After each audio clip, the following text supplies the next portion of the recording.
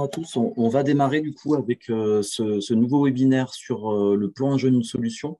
Donc, pour intervenir sur ce webinaire aujourd'hui, on accueille Béatrice Huchet de l'AFPA qui va nous parler tout à l'heure de la promo, du dispositif promo 16-18.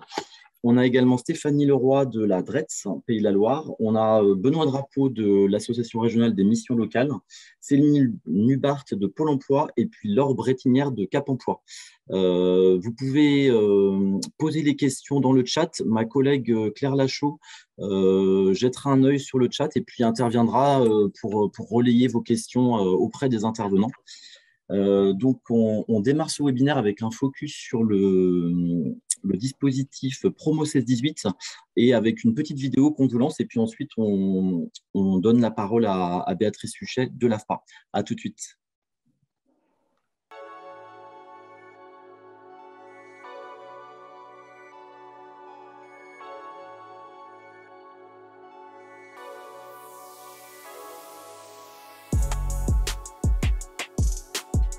Je suis une ancienne jeune de la promo 16-18, j'ai 16 ans, j'ai fini mon parcours il y a 2 mois. J'étais déscolarisée, j'étais en MFR, en service à la personne et au territoire. Et puis j'ai décroché en septembre 2020. Ok. Je me suis inscrite à la mission locale. Et puis très rapidement, elle m'a parlé de la promo 16-18 qui venait de se mettre en place. Et puis j'ai intégré la promo en février. En entrant à la promo, j'avais pas trop d'attentes. Je me demandais en fait comment ça allait se passer. Et puis au fil du temps, j'ai pris confiance en moi. Je suis arrivée, j'étais une personne vraiment très timide qui n'arrivait pas à aller vers les autres. Et avec les formateurs, il y a eu comme une confiance en fait qui s'est mise entre nous et puis j'ai pris confiance en moi. Ça m'a mûri mentalement et puis au niveau du parcours professionnel, j'ai moins d'angoisse par rapport à l'avenir tout simplement. Au quotidien à la promo, alors je me rappelle qu'on faisait des sorties culturelles. On faisait un peu de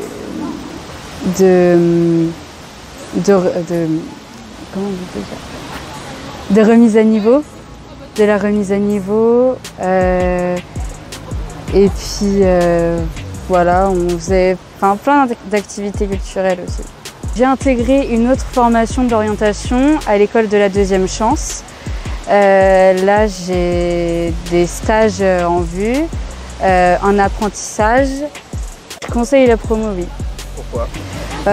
Parce que des personnes peuvent être perdues comme je l'ai été et même si on ne trouve pas tout de suite quelque chose en soi, il ne faut pas s'inquiéter, c'est quand même une bonne expérience et puis ça aidera forcément quelqu'un à trouver soit une formation, soit ça l'aura changé.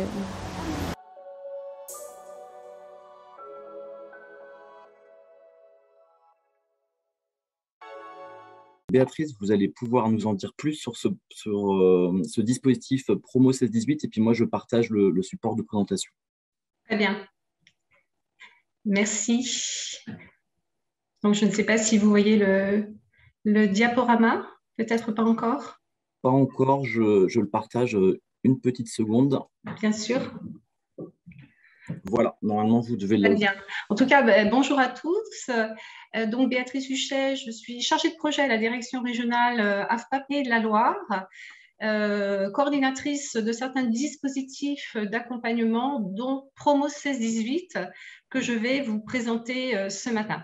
Bon, c'est dommage, on n'a pas pu voir le témoignage de Némésis, mais voilà, vous l'aurez avec l'ensemble des documents. Donc la Promo 16-18, eh bien, qu'est-ce que c'est ?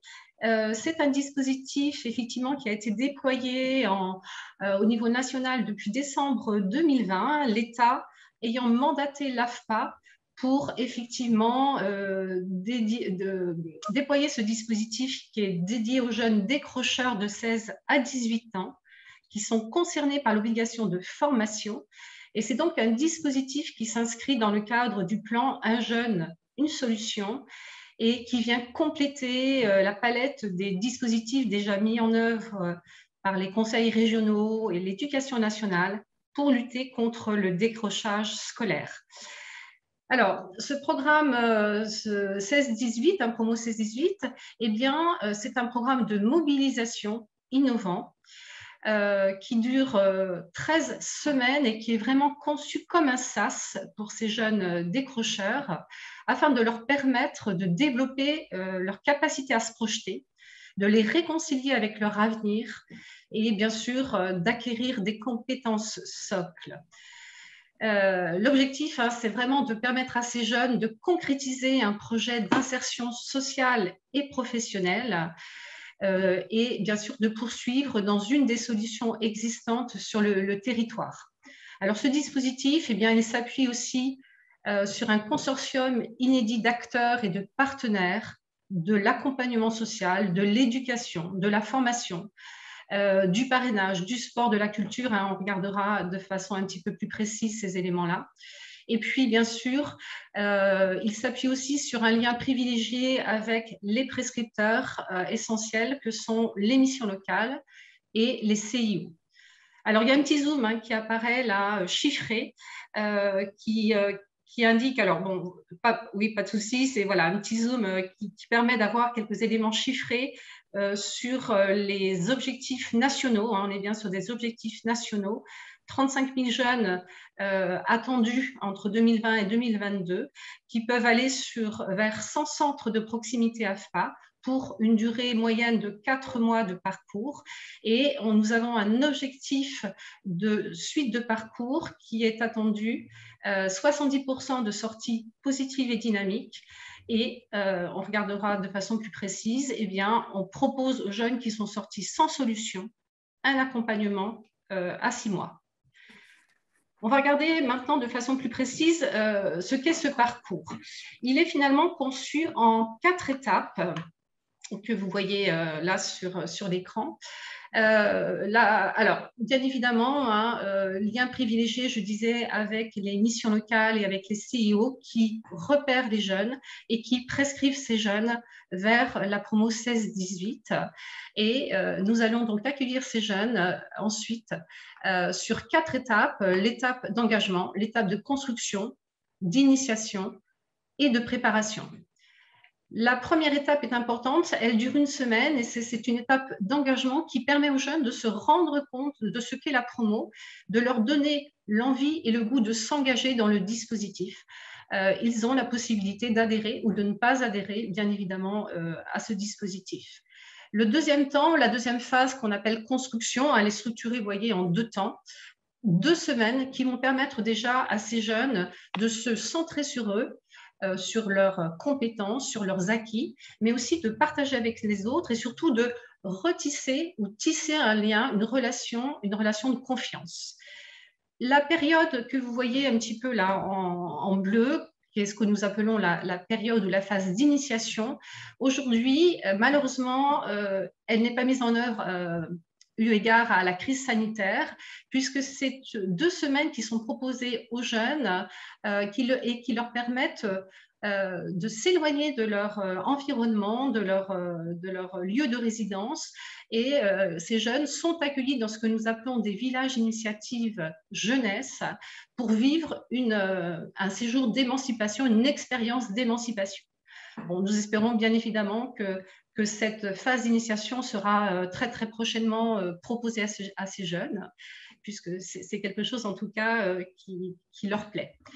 Vous voyez que après, nous poursuivons par cette deuxième étape de la phase de construction qui vient vraiment là ancrer plus spécifiquement le projet des jeunes dans l'avenir et qui va leur permettre de travailler au travers différents ateliers et activités, des chantiers solidaires, une approche à la culture, à la citoyenneté, au sport, mais tout en bien évidemment travaillant sur ce fil conducteur qui est son propre projet professionnel, sa projection vers l'avenir. Et puis, la dernière étape qui apparaît en orange, elle est constituée de 2 semaines de préparation.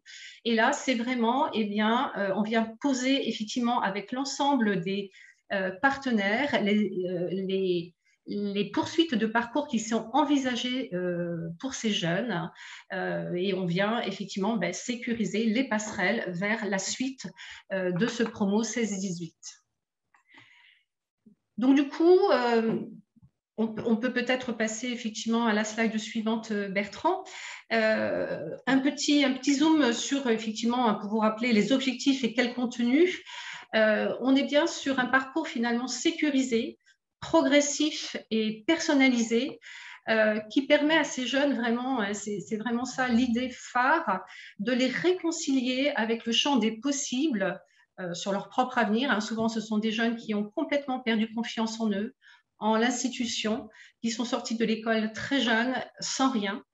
Et donc, il y a vraiment besoin de travailler avec eux sur les opportunités, la possibilité de révéler leurs talents, leurs rêves, dans un cadre de confiance, bien évidemment, ouvert à toutes les possibilités d'orientation.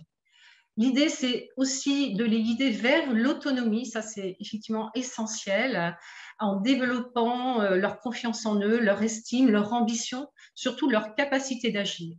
Et puis, bien évidemment, au travers de ce parcours, on leur offre la possibilité de découvrir des métiers et des opportunités dans leur région, voire dans d'autres régions.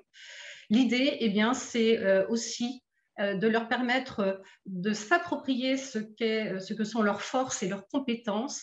Et on va leur proposer aussi de valoriser ces compétences en leur délivrant des open badges sur les compétences socles, les compétences transversales, les compétences numériques.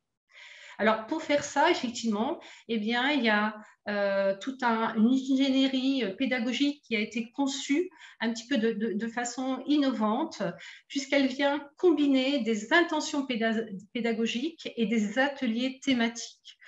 L'idée est bien évidemment de travailler sur la notion d'engagement, de projection, capacité d'agir, de construire son avenir, mais bien évidemment en leur permettant de retravailler sur la confiance en eux, l'autonomie, l'entraide et ainsi de suite. Et donc, il y a une dizaine d'ateliers thématiques qui leur sont proposés, que vous voyez apparaître, qui leur permettent vraiment de découvrir ou de redécouvrir en tout cas un ensemble de choses, notamment d'avoir des activités sportives, culturelles, citoyennes et solidaires. Notamment, on travaille avec eux sur des chantiers solidaires et ça leur plaît beaucoup. Bien évidemment, la découverte des métiers et de l'environnement du travail. On essaye aussi de leur apporter les codes attendus, la posture attendue dans l'environnement, bien évidemment, professionnel. Et puis, bien évidemment, tout ça autour de leur propre projection, de leur propre concrétisation de leur projet. On peut peut-être passer à la slide suivante, là, qui zoome de façon plus précise sur finalement quelle suite après ces 13 semaines passées avec nous.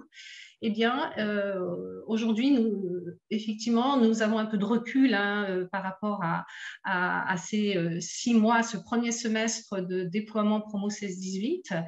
On voit des effets très positifs par rapport à ces premiers jeunes qui ont bénéficié de promo 16-18, on le regardera après. Mais en tout cas, les 3 grandes, on va dire, catégories de sorties positives et dynamiques sont inscrites là.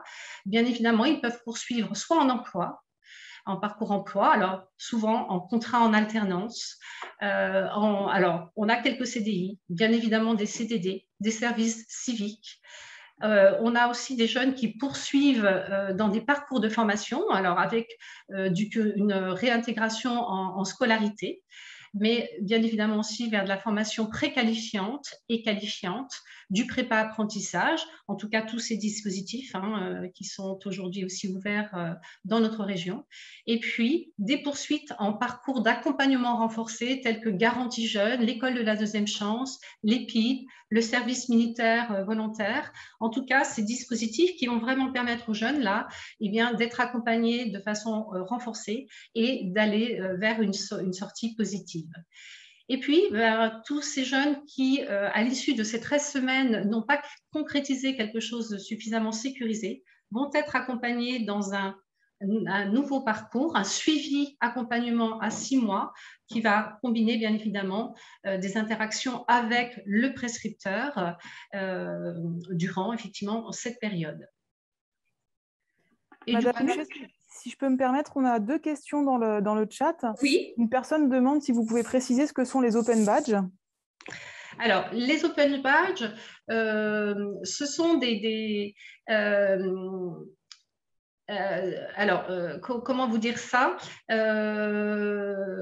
Je l'avais noté, mais je ne sais plus si je l'ai là. C'est un certificat numérisé et certifié qui vient reconnaître en quelque sorte un ensemble d'expériences et de compétences. Et c'est quelque chose qui n'est pas AFPA, hein, puisque c'est délivré par Badge Factory.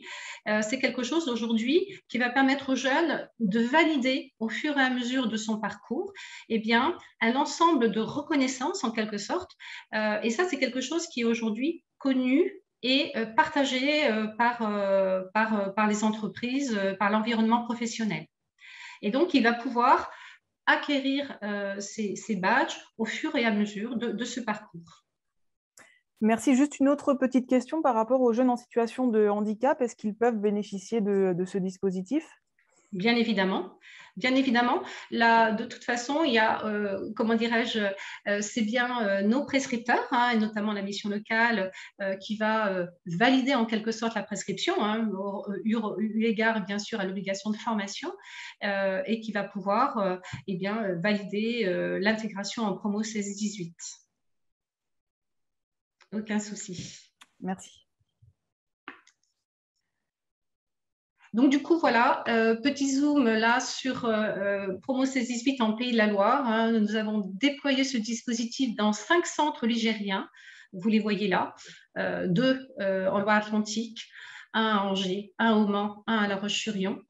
Et effectivement, eh bien, c'est...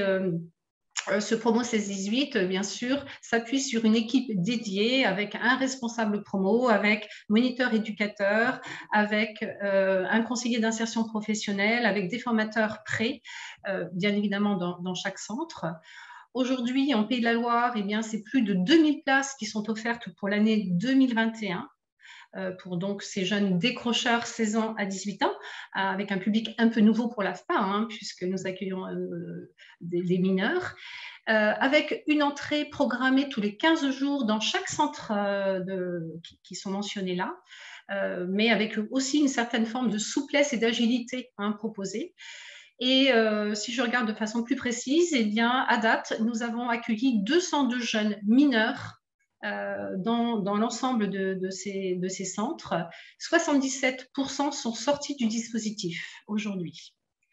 Et un petit zoom peut-être plus spécifique sur le public qui est accueilli. Et bien là, effectivement, on s'aperçoit qu'un tiers sont des jeunes filles et 2 tiers des garçons. Hein, vous voyez apparaître là les pourcentages. 35% ont moins de 17 ans, donc c'est quand même assez conséquent, et 52% moins de 18 ans. Et le niveau d'entrée est quand même faible, puisque 65% ont un niveau brevet, ce qui veut dire qu'ils n'ont même pas ce brevet, hein, mais voilà, et tout l'intérêt du dispositif promo est bien justement de les amener à concrétiser quelque chose. Et 25% ont un niveau CAP BEP. Et puis là, peut-être la dernière diapo qui vous précise un peu justement ces 77% de sorties qui correspondent à 145 jeunes sortis du dispositif, dont 61 de sorties positives et dynamiques. Hein, je vous rappelle, les sorties positives et dynamiques, c'est-à-dire des sorties vers la formation, vers l'emploi ou vers des dispositifs renforcés tels que Garantie Jeunes, l'EPID, l'école de la deuxième chance. Pour 26 jeunes eh bien, qui sont sortis sans solution, c'est-à-dire que peut-être 13 semaines, ce n'est pas suffisant pour certains jeunes pour concrétiser quelque chose, eh bien, ils sont accompagnés durant 6 mois. On voit bien que certains jeunes qui ont déjà démarré cet accompagnement à 6 mois, eh bien, sont déjà sortis avec des solutions positives. Donc, c'est plutôt très, très encourageant. Et puis, 2 petits graphiques qui vous indiquent un peu là, les pourcentages en termes de sorties dynamiques et positives et la qualification des sorties, effectivement, en emploi, en formation, en suivi à 6 mois et en accompagnement renforcé. C'est assez équilibré. Et puis, on a malgré tout 18% de jeunes qui ont abandonné ou qui ont été exclus pour diverses raisons. Très bien. Merci voilà, Béatrice. Voilà, il y a juste la dernière diapositive qui vous permettra de voir les contacts utiles pour vous. Merci beaucoup. Merci Béatrice. Je vois 2 autres questions dans le chat. Alors, une qui concerne la question géographique. Il y a une personne qui demande, qui dit « Je pensais qu'il y aurait une promo 16-18 sur Cholet vers le mois d'octobre ». Et puis une autre question qui demande « Pourquoi pas de dispositif en Mayenne ?» Alors, pour effectivement le Maine-et-Loire et donc Cholet, effectivement, c'est quelque chose qui est envisageable et qui est même envisagé. Nous en avions parlé lors d'un COPIL local. Bien évidemment, il va dépendre d'un ensemble d'éléments qui sont le nombre de jeunes, les salles, la possibilité d'avoir évidemment un lieu pour accueillir ces jeunes. Mais pour le moment, on est tout à fait à l'écoute de ce type de proposition, mais ce n'est pas encore formalisé. Concernant la Mayenne, malheureusement, le site effectivement AFPA de Laval a été fermé et du coup, eh bien, il n'y a pas de lieu pour déployer ce dispositif en Mayenne actuellement. Ok. Et puis, une autre question sur la prescription. Est-ce qu'elle peut être faite uniquement par la mission locale ou le CIO? Alors, je ne sais pas ce qui est sous-tendu derrière cette question. Aujourd'hui, bien évidemment, la mission locale a la responsabilité finalement de vérifier cette obligation de formation et de, quelque part, valider que la promo 16-18, eh bien, le dispositif ad hoc pour ce jeune en question, comme les CIO. Donc, aujourd'hui, de toute façon, même s'il y a une identification ou un repérage par une autre structure, un autre opérateur, il n'y a aucun souci. On peut bien évidemment en tenir compte, mais il y aura de toute façon un passage en quelque sorte vers la mission locale pour valider avec ce partenaire la prescription. Ok. Il y a une question sur la rémunération. Est-ce que les jeunes sont rémunérés quand ils sont sur la promo 16-18? Alors, non, effectivement, il n'y a pas de rémunération proposée à ces jeunes. Dans le cadre de la réforme de la rémunération et de la protection sociale, l'État n'a pas validé en quelque sorte la rémunération pour ces jeunes. Par contre, ils bénéficient de la protection sociale élargie. Ok. Merci beaucoup Béatrice pour tous ces éléments. Je suis désolé pour la vidéo tout à l'heure, mais effectivement, on va vous mettre tous les supports de ce webinaire et les liens vers les vidéos seront accessibles dans un Padlet. On vous enverra le lien vers ce Padlet après le webinaire. Merci. Alors, on va poursuivre avec Laure Brettinière, donc pour Cap Emploi, qui va nous parler du plan Un jeune, une solution et ses liens donc, pour les personnes en situation de handicap. Alors, bonjour à tous et à toutes. Donc, les personnes en situation de handicap. Alors, proprement dit, il n'y a pas d'aide existante spécifique pour les jeunes en situation de handicap. Les aides qui existent aujourd'hui sur le public, les bénéficiaires de l'obligation d'emploi sont destinées à toutes les personnes qui ont un titre donc, de travailleur donc, handicapé. Donc, par contre, pour les jeunes, là où ça peut avoir un intérêt, c'est qu'on a des aides de droit commun, bien sûr, qui existent, mais qui sont renforcées par les aides qui sont les aides AGFIP, donc avec notamment les aides à l'alternance. Donc ça, sur le public jeune, c'est intéressant, notamment pour les contrats d'apprentissage. Donc, on a des aides spécifiques. Vous aurez les plaquettes qui vous seront communiquées et un lien avec notre site Internet où vous pourrez avoir accès au montant, parce que ça peut toujours être des choses incitatives dont on peut parler aux employeurs et qui peuvent aider dans ce genre de situation. Donc, que ce soit pour la professionnalisation ou l'apprentissage. Et puis, surtout, ce qu'on a et à la main, en fait, en tant que prescripteur chez Cap Emploi, c'est ce qu'on appelle l'aide à l'accueil et à l'intégration, qui est une aide qui est spécifique qu'on peut mettre en place, qui peut aller jusqu'à un montant de 3 000 € et qui permet notamment à un public plus en difficulté, qui a plus de difficultés en termes d'intégration, à supporter pour l'employeur une période de tutorat qui pourrait être un petit peu plus longue sur l'intégration des personnes. Donc ça peut permettre aussi de dire qu'on va peut-être passer plus de temps pour expliquer les consignes, pour mettre en place un aménagement, que ça va demander à quelqu'un ou à un membre dans l'entreprise et à un salarié d'être plus disponible, mais concrètement et économiquement, ils pourront avoir cette aide qui permettra de compenser. Au-delà de ça, donc on a dit aide de droit commun, donc comme l'aide jeune, nous, on a la même chose en fait dans le cadre du plan Un jeune, une solution qui s'appelle donc l'AMET, qui est une aide qui est à destination des employeurs pour l'embauche des travailleurs handicapés. Donc, il y a une aide de droit commun, exactement du même montant, donc qui peut aller jusqu'à 4 000 €.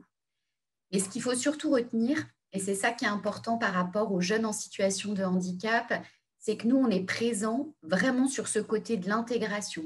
L'idée, c'est qu'un jeune en situation de handicap ait exactement les mêmes opportunités qu'un autre jeune.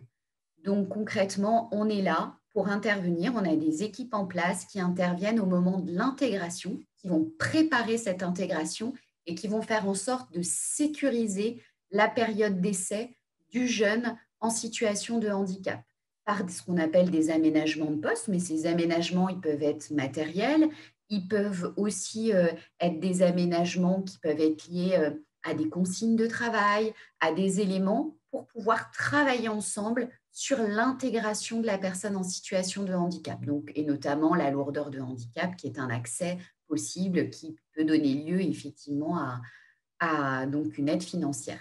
Et surtout, insister sur le fait qu'on peut accompagner pendant cette période. L'objectif, c'est vraiment de sécuriser le parcours et que là, on a des conseillers qui interviennent et qui sont des professionnels de cette intégration.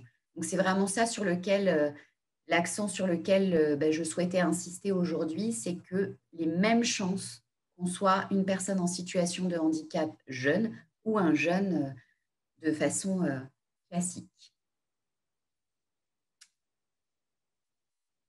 Entendu, merci Laure. Je ne sais pas s'il y a des questions ou des réactions par rapport à ça. Alors, si je viens de voir une question, quelle est la procédure pour cet accompagnement d'un jeune en situation de handicap? Alors, sur le jeune en situation de handicap, peut-être la façon dont ils arrivent peut-être chez nous et sur les aspects liés à la prescription, il y a plusieurs choses. Où ils font l'objet d'un accompagnement, c'est-à-dire dans le travail et le projet professionnel en amont. Et là, c'est une orientation qui est directement liée à Pôle emploi.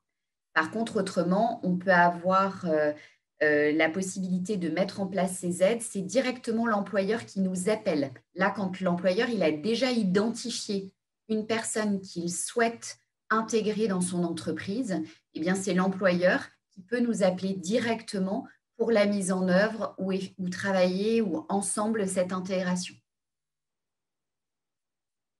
Ok. Et puis, il y a une autre question aussi. Ne pas oublier de se faire accompagner par le référent handicap de l'OFCFA. Ce n'est pas forcément une question, d'ailleurs, c'est une suggestion aussi pour les apprentis, j'imagine. Tout à fait. Aujourd'hui, en fait, les organismes de formation sont dotés d'une personne qui est référente sur la question du handicap. Donc, c'est bien un travail collaboratif. Donc, si il y a un projet de formation qui existe, effectivement, c'est important qu'il se signale auprès de cette personne et qui pourra, elle, mettre en place les relais nécessaires avec Cap Emploi quand elle l'estimera opportun pour la personne. Ok. Et donc, effectivement, Françoise Pajot nous dit pas que apprentis, mais apprenants au sens large. Donc, on parlait bien des organismes de formation et des CFA. Donc, bien sûr. Entendu. Merci, merci à vous, Laure. On va poursuivre ce webinaire donc, avec Céline Hubart de Pôle emploi sur un autre focus qu'on va réaliser sur le PEC EHPAD, donc le parcours emploi compétences déployées dans les EHPAD. C'est à vous, Céline, je partage mon écran. Ok. Bonjour à tous. Donc, je vais vous présenter une action remarquable. elle est remarquable à 3 titres. D'une part, par les enjeux qu'elle porte, d'autre part, par la façon dont a été créée cette action, et aussi, elle est remarquable dans le sens où elle porte sur toute la zone géographique de la région Pays de Loire. Donc, remarquable sur les enjeux parce qu'en fait, on s'est posé la question avec le secteur de la santé et notamment le secteur du grand âge sur la problématique de la carence de compétences sur ce secteur-là. Énormément de besoins dans le secteur du grand âge. Alors, quand je dis énormément de besoins, on a tendance à penser besoins aides-soignants et agents de services hospitaliers. Et en fait, quand on creuse avec le secteur médico-social, on se rend compte que les besoins sont partout, qu'ils sont tant sur l'animation que la restauration, sur la maintenance des bâtiments, sur l'accueil, les RH. Vraiment, les besoins sont partout et ce besoin peut être méconnu du grand public. Quand je disais remarquable par les enjeux, à contrario, donc on a un secteur qui souffre d'un manque de personnel et à côté, on a les jeunes qui ont des problématiques de qualification et d'emploi. Et on se disait que, vu l'opportunité, c'est-à-dire que concrètement, au Pays de Loire, il y a au moins un EHPAD dans chaque commune. Donc, ça veut dire des opportunités d'emploi pérennes sur des métiers très, très différents à proximité, à proximité géographique du lieu d'habitation des jeunes qui peuvent être sans solution. Donc, je vous disais que cette action, elle était remarquable parce que eh bien, on s'est mobilisé avec l'ensemble des partenaires du service public de l'emploi, mais aussi le conseil régional et l'ARS pour se dire, voilà, d'un côté, on a des EHPAD qui sont en manque de compétences et de l'autre côté, on a des jeunes qui ne sont pas forcément mobiles et qui n'ont pas forcément connaissance de ces opportunités d'emploi. Voilà comment chaque partenaire peut amener une aide dans l'accompagnement des jeunes vers ce secteur-là. Donc, en fait, on a construit un parcours. Donc, Bertrand parlait du PEC. Le PEC, dans ce parcours-là, n'est qu'une étape. En fait, on est parti sur un parcours professionnalisant pour sécuriser l'entrée du jeune du démarrage jusqu'à soit le CDI, soit l'entrée dans une formation qualifiante. Alors, en quoi il consiste ce parcours? Donc, vous voyez un peu le schéma. Déjà, pour pouvoir enclencher ce parcours, il faut qu'on sache de quoi l'EHPAD a besoin en termes de profil. Donc, le plus simple, c'est de déposer son offre à Pôle emploi où les conseillers Pôle emploi, mission locale, Cap emploi vont directement voir les EHPAD pour identifier leurs besoins. Donc voilà, on négocie un peu le besoin de l'EHPAD, de l'établissement. Ensuite, l'ensemble des partenaires Cap emploi, mission locale, Pôle emploi se mobilisent pour aller chercher des jeunes qui n'auraient pas forcément pensé à ce secteur-là et mettre en relation les jeunes avec l'établissement. Une fois que le jeune est identifié, on va commencer, si le jeune n'a aucune connaissance de ce secteur, on va commencer par le mettre en formation, en centre de formation, ce qu'on appelle les formations d'adaptation à l'emploi, où là, on va le former sur vraiment le premier niveau de connaissance d'agent de service hospitalier. C'est quoi le monde du grand âge, comment ça fonctionne, voilà. C'est une formation en centre de formation pendant 5 semaines. Ensuite, ces formations d'adaptation à l'emploi, ça engage quand même l'établissement à recruter le jeune pour minimum 9 mois sur un contrat de 30 heures semaine. On est allé jusqu'à 30 heures semaine, voire plus, pour que le jeune puisse sécuriser son parcours. Donc voilà, il y a un contrat qui est le parcours emploi compétences, où là, l'accompagnement par Pôle emploi, par Cap emploi ou mission locale continue, c'est-à-dire qu'on va travailler avec le jeune et la structure et le tuteur de la structure pour poursuivre le parcours de développement de compétences. Et après cela, on va identifier avec le jeune quel est son besoin. Est-ce qu'il souhaite poursuivre sa qualification vers, par exemple, le métier d'aide-soignant ou vers agent de bionettoyage ou dans la restauration ou dans l'accueil. Et à partir de là, le conseil régional met à disposition son offre de formation qui est où le jeune a la formation, pardon, je bégaye, est prise en charge, le coût de la formation est pris en charge par la région et la rémunération est prise en charge soit par la région, soit par Pôle emploi si le jeune bénéficie d'allocation chômage.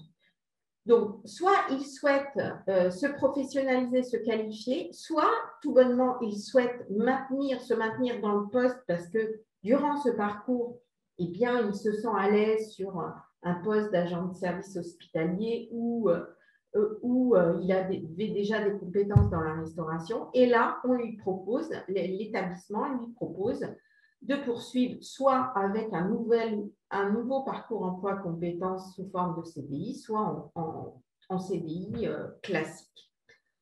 Aujourd'hui, cette action, elle a été lancée début juillet auprès des établissements. Il y a eu une information. On avait en ligne de mire plutôt la rentrée. À ce jour, on a d'enregistrer plus de 120 postes, alors qu'on est le 9 septembre et on a déjà 40 offres de satisfaites. Voilà pour le parcours professionnalisant dans le secteur du grand âge. Merci Céline. Alors, il y a une question sur la question de l'attractivité dans les EHPAD. Est-ce qu'il y a des difficultés de sourcing ou est-ce que les EHPAD sont des employeurs qui attirent des candidats, des jeunes en particulier, globalement? Je pense qu'il y a une méconnaissance aussi du secteur. C'est un secteur qui est en difficulté de recrutement. On en a plusieurs, mais c'est un secteur qui souffre d'une image qui est véhiculée plutôt dans les médias. L'idée, c'est un peu aussi de casser cette image. C'est pour ça qu'on a voulu vraiment, et l'ARS nous a bien accompagnés là-dessus, on ne met pas le jeune tout de suite en PEC et il se débrouille. Non, il a une formation, il découvre l'environnement, il a des opportunités d'emploi et on lui propose un contrat à minimum 30 heures semaine. Et ce n'est pas que du poste ASH, il y a d'autres besoins et on peut avoir différents métiers dans le secteur du grand âge. Donc, tout l'enjeu, que ce soit mission locale, Cap emploi, Pôle emploi, la région, l'État, l'ARS, c'est de casser un peu ces idées reçues et d'ouvrir le champ des possibles auprès de ce public. Alors, on a une autre question, Céline, qui concerne l'aide de l'ARS. Juste pour compléter, on sera tous personnes âgées un jour. Voilà. Pardon. Je t'en prie. Pour l'aide de l'ARS, comment bénéficier? Alors, pour l'instant, l'aide de l'ARS, oui, alors je n'ai pas détaillé le schéma, je vous laisserai parce que ça aurait été trop long.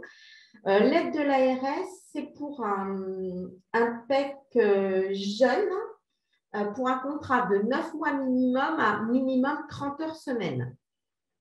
Et si l'EHPAD s'engage à accompagner le jeune de façon soutenue dans le cadre de son contrat. Entendu. Merci à vous Céline.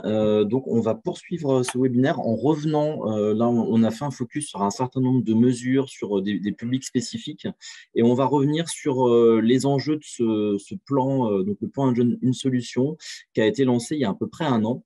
Donc c'est Stéphanie Leroy pour la DRETS qui va intervenir, et puis Céline Hubart, Benoît Drapeau pour l'ARML interviendront également en complément. Stéphanie, c'est à vous. Oui, bonjour à tous. Donc, on a fait le choix aujourd'hui de effectivement vous montrer surtout, de faire des focus sur certaines mesures. Je rappelle juste qu'on a déjà proposé un webinaire au mois de janvier et que vous pouvez retrouver l'enregistrement de ce webinaire et puis les supports et puis qu'on va vous donner des éléments aussi pour trouver l'ensemble des mesures. On ne voulait pas forcément y revenir aujourd'hui.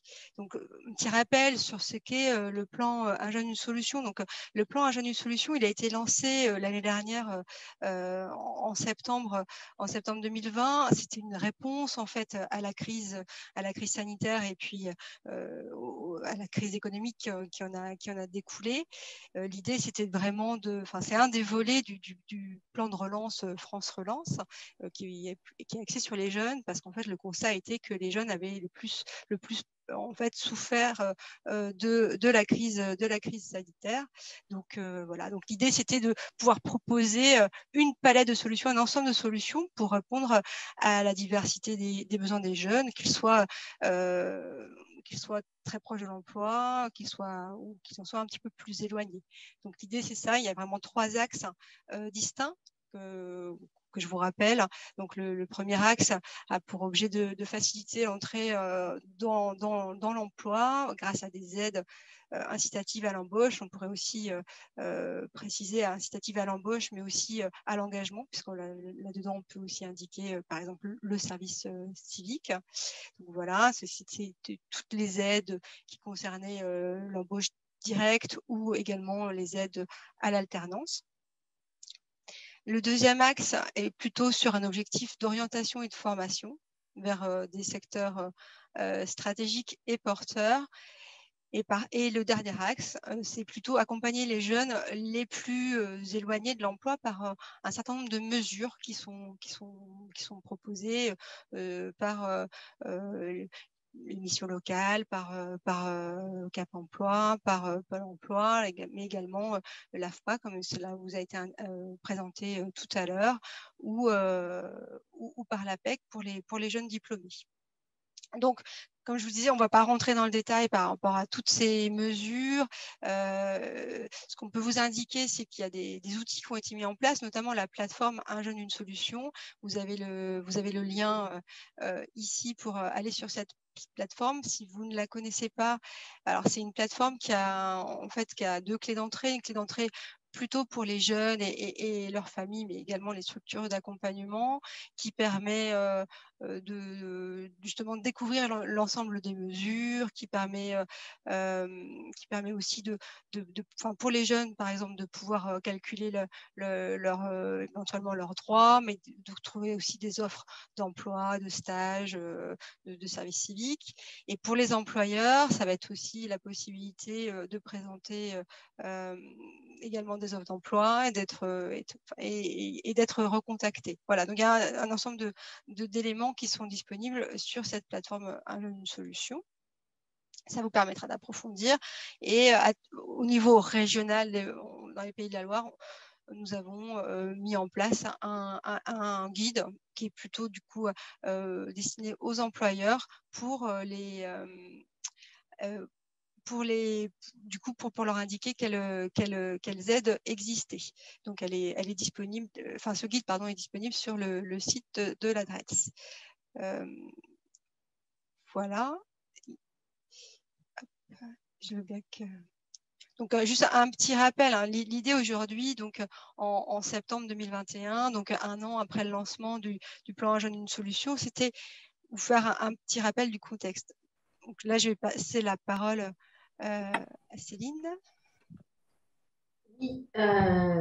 Par rapport voilà, à la situation, si on se projette, si on regarde dans le rétroviseur, il y a un an, en septembre 2020, on était plutôt dans une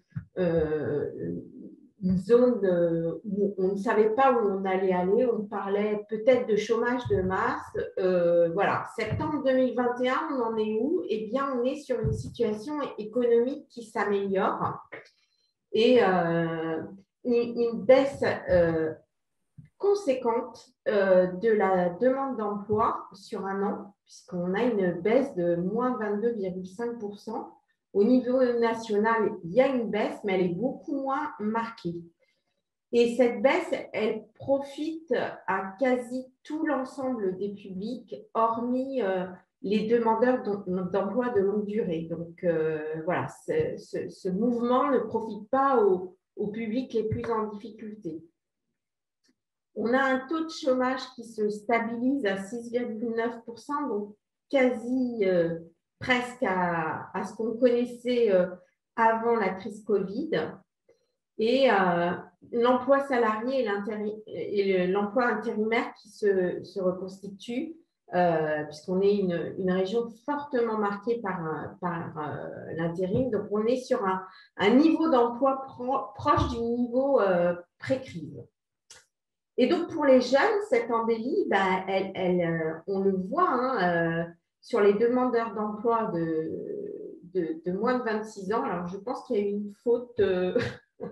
On arrive au niveau de ce qu'on connaissait début de 2016. Donc, en fait, la baisse générale de moins 22%, si on zoome sur les jeunes de moins de 26 ans, eh bien, elle est presque elle atteint presque les 30% sur un an.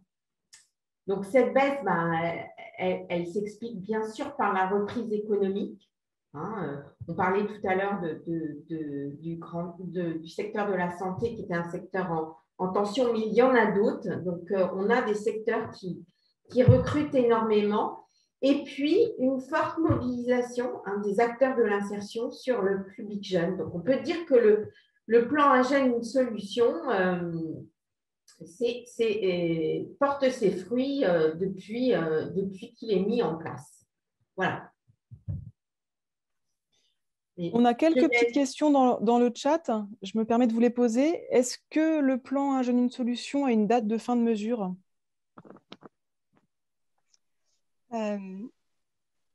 Je vais essayer de répondre à cette question qui est loin d'être simple. C'est tout le plan, en fait, le plan de relance qui est concerné, puisque le plan J'ai une solution, c'est juste un volet du plan de relance. Donc, on voit qu'il y a certaines mesures qui, au fur et à mesure, s'arrêtent. On n'a pas forcément de date précise. On peut par exemple, vous citez l'exemple des aides à l'embauche des jeunes, qui était une mesure qui a été repoussée, enfin qui avait une date de fin et qui a été repoussée à plusieurs reprises, mais qui est arrivée à échéance en mai cette année. Donc, par exemple, celle-ci s'est arrêtée. Donc, en gros, l'idée, c'est que c'est vraiment un plan ponctuel en réaction à une situation exceptionnelle. Et du coup, qui peut effectivement s'arrêter dès que la situation s'améliore. Mais il peut y avoir également des poursuites d'actions si on sent qu'elles sont particulièrement positives. Là, je vous cite à titre d'exemple les aides à l'alternance.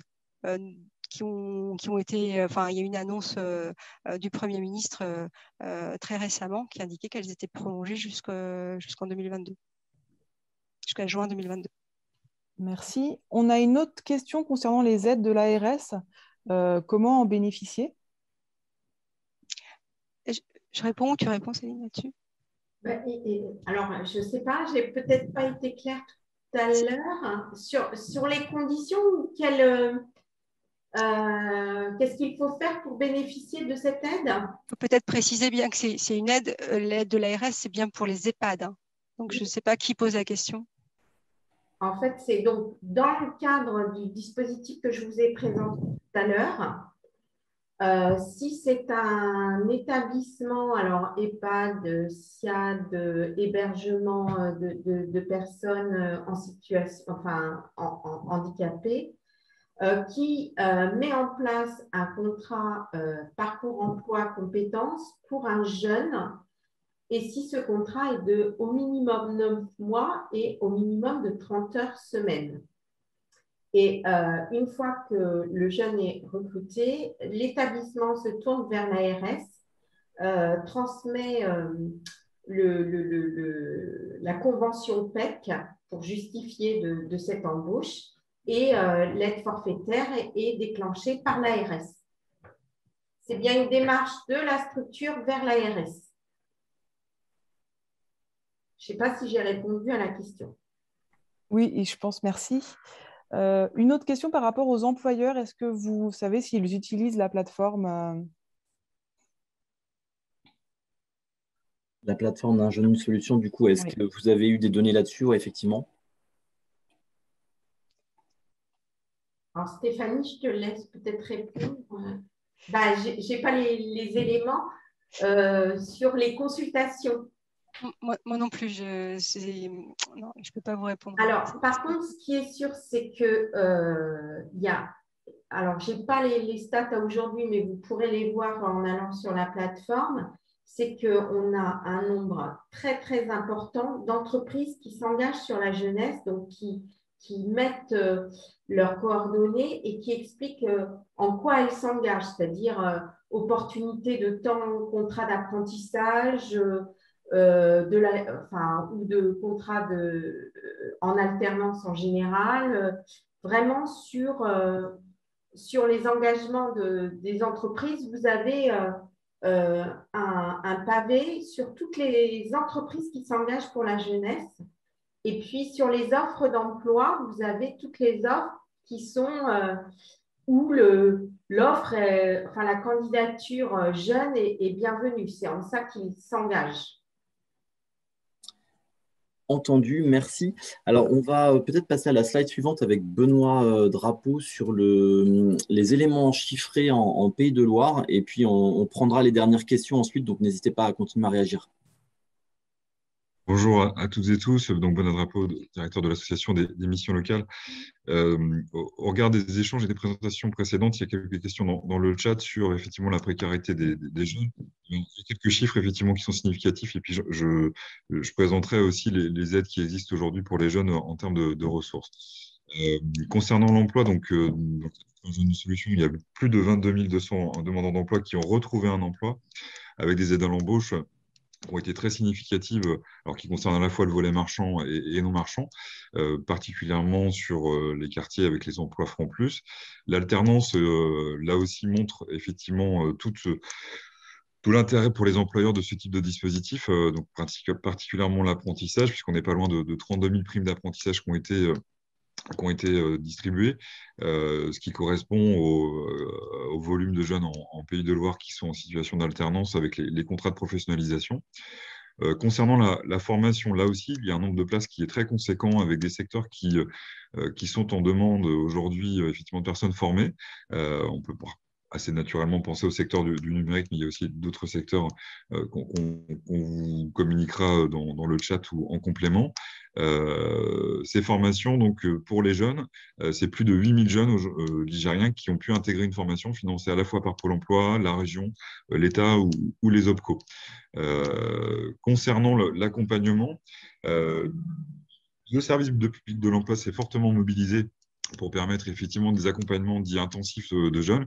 Au niveau régional, on a plus de 8200 accompagnements dits intensifs du côté de Pôle emploi, donc plutôt pour des jeunes qui sont en proximité d'emploi et qui sont en attente en quelques semaines de pouvoir intégrer en fait une entreprise ou chez un employeur. Pour l'APEC, donc plutôt les jeunes diplômés qui ont eu un diplôme et qui sont en recherche d'emploi, plus de 2000 jeunes, donc à travers Objectif Premier Emploi, ont pu intégrer ce dispositif. Et pour les missions locales, nous sommes à 10 000 jeunes accompagnés dans le cadre d'un parcours contractualisé avec une déclinaison qui est plus connue, qui s'appelle la garantie jeune, où plus de 3 000 jeunes ont pu en bénéficier. Dans tout ça, il reste beaucoup de place. Il y a beaucoup d'opportunités en fait pour les jeunes qui sont aujourd'hui en recherche d'emploi ou en recherche de formation ou de projets professionnels. Sur le site alors, c'est pas le site du Carré Forêt parce que c'est choisir mon métier, donc qui s'adresse plutôt, vous l'avez dans le chat, aux personnes qui recherchent une formation. Ben, il y a des places de formation qui sont visibles et disponibles. Et puis concernant l'accompagnement à la recherche d'emploi ou à la formation, l'ensemble du service public de l'emploi, donc Cap Emploi, les missions locales, Pôle emploi, mais aussi l'APEC, dispose aujourd'hui en fait de moyens conséquents avec des places, mais aussi des ressources pour les jeunes. Donc un jeune peut tout à fait aujourd'hui avoir quelques heures de travail, être accompagné et bénéficier de ressources complémentaires, ce qui est une vraie nouveauté. Ces ressources-là sont assez conséquentes et elles ont vocation en fait à permettre aux jeunes de soulager une difficulté dans l'accès à son premier emploi. Donc aucune hésitation sur le fait d'orienter les jeunes vers le service public de l'emploi puisque ces aides sont mobilisables dans des délais assez rapides. La condition, bien entendu, c'est d'être demandeur d'emploi et volontaire dans ces démarches. Et en perspective, écoutez, il a été fait une annonce cet été sur un revenu d'engagement jeune. Nous sommes en attente dans les quelques semaines à venir d'informations. Et puis, notez que la mobilité est toujours une difficulté pour les jeunes. Là aussi, des aides existent pour les jeunes à travers des dispositifs qui sont portés à la fois par l'État et le Conseil régional. Entendu, merci Benoît. Alors peut-être vous préciser que dans le chat, vous avez peut-être vu Stéphane Leroy a précisé donc dans le cadre du plan Pacte régional des compétences, les secteurs prioritaires en Pays de Loire sur la formation, numérique, construction, santé, services aux personnes, interindustrie, agriculture, paysage, agroalimentaire et formation. Donc c'est des secteurs où il y a particulièrement des opportunités pour se former. Dans le diaporama qu'on vient de vous présenter, vous allez retrouver aussi les coordonnées donc des différents interlocuteurs, que ce soit la mission locale qui sont présents partout donc en Pays de la Loire, comment trouver son agence de proximité avec Pôle emploi, et puis également les coordonnées de Cap emploi dans chaque département. Peut-être Claire, il reste quelques questions dans le chat qu'on peut relayer auprès de nos intervenants. La question du mentorat, est-ce que vous avez des retours et des résultats sur le mentorat? Alors, effectivement, il y a un certain nombre d'associations qui ont été retenues. Il y a eu un appel à projet au niveau national pour le mentorat dans le cadre du plan Un jeune, une solution. Juste pour vous indiquer que sur la plateforme Un jeune, une solution dont on parlait tout à l'heure et qui est bien ouverte à tous, qui est bien accessible, il y a la possibilité dans la partie jeune d'avoir des informations sur ce qu'est le mentorat et puis également d'être mis en relation, je trouve, un mentor. Donc, ça peut être en fonction de son besoin, on peut justement être recontacté. Et puis, il y a aussi la possibilité de se proposer pour devenir un mentor ou pour les employeurs pour engager son entreprise dans le mentorat. Il y a cette possibilité-là sur la plateforme. Je ne sais pas si vous avez des choses à compléter pour...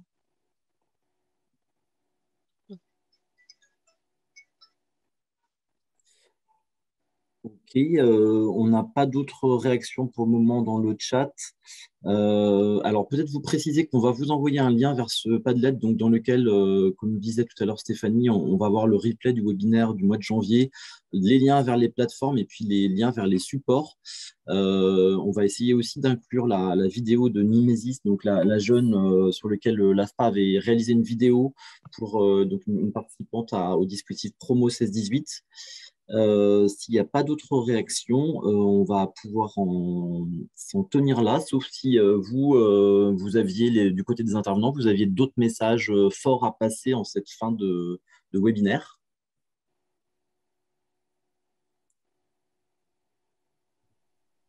Juste préciser que si effectivement, dans le cadre de vos activités, vous rencontrez des jeunes avec des difficultés, soit financières, soit voilà, avec une problématique d'emploi ou de formation, ne pas hésiter. La force de ce plan Un jeune, une solution, c'est que on est vraiment tous les partenaires du service public de l'emploi sur le même champ d'intervention on connaît tous les dispositifs. Donc, le plus simple pour le jeune, voilà, c'est le souhait de contacter soit Mission Locale, soit Pôle emploi, soit Cap emploi, et on prend en charge et on l'oriente vers le meilleur dispositif.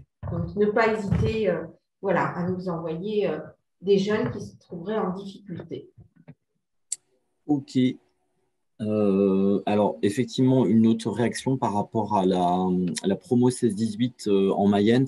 Peut-être que ça vaut le coup de se rapprocher de celle du Mans et pour voir avec l'AFPA du Mans quelles solutions il peut y avoir pour des jeunes qui résident en Mayenne et qui souhaiteraient pouvoir bénéficier du dispositif promo 16-18. Pour conclure, je vous invite vous devez voir mon écran effectivement, à vous informer sur les prochaines actions de professionnalisation qu'on a mis en place. Et puis notamment, je voulais attirer votre attention sur une action sur laquelle il reste de la place, c'est le 17 septembre, ça s'appelle Diagoriente et ça présente notamment une nouvelle application numérique pour l'orientation des jeunes. Donc n'hésitez pas à aller, je vais copier dans le chat le lien pour retrouver les prochaines actions de professionnalisation qu'on organise et vous inscrire sur celles qui peuvent vous intéresser. Sur ce, je remercie tous les intervenants à ce webinaire. Je remercie aussi Claire, ma collègue, pour son rôle de chatmaster. Et puis, je vous souhaite à tous une bonne fin de journée et à bientôt.